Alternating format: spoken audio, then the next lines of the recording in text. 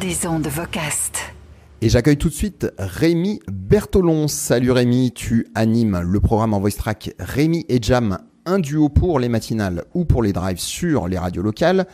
Et ce mois-ci, tu t'es intéressé à l'expérience utilisateur pour l'écoute de la radio, entre d'une part les enceintes connectées, ou ce qu'on appelle aussi les smart speakers, et les récepteurs DAB+.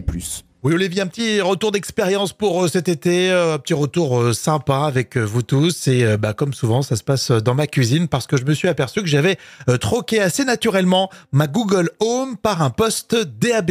Alors c'est vrai que sur le papier on l'a toujours dit ici, la Google Home ça paraît plus ludique, plus sympa, seulement un petit peu de lassitude au niveau des commandes vocales, ça marche de moins en moins et puis tout bête, ma box a changé, le Wi-Fi aussi.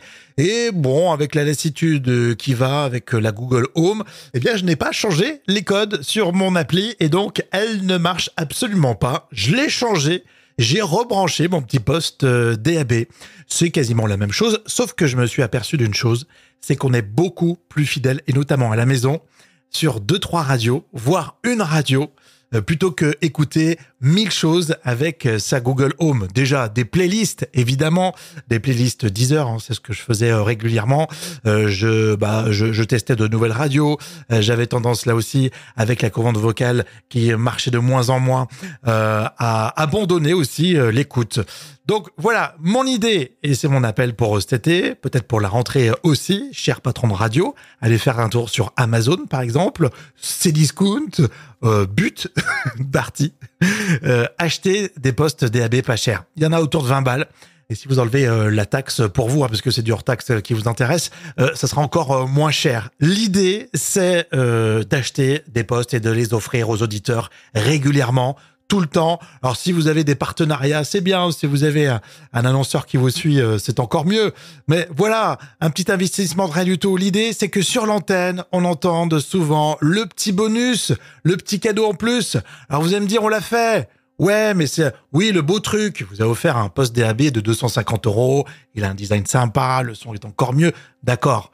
Mais là, le principe, et c'est ce que je vous soumets comme idée, c'est d'offrir des postes DAB régulièrement sur l'antenne et c'est comme ça qu'on va créer une dynamique parce qu'il faut récupérer les auditeurs qui sont chez eux à la maison, on les a perdus et c'est peut-être une bonne démarche plutôt que tout simplement dire écoutez-nous sur le DAB alors que les auditeurs, on les stimule pas d'un point de vue technique et les peut-être rappeler aussi que c'est pas si cher que ça.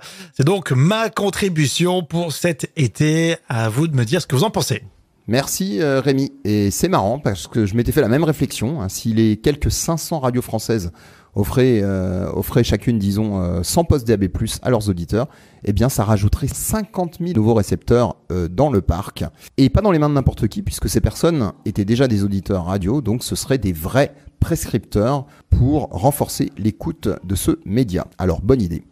Des ondes Vocast. Des ondes Vocast.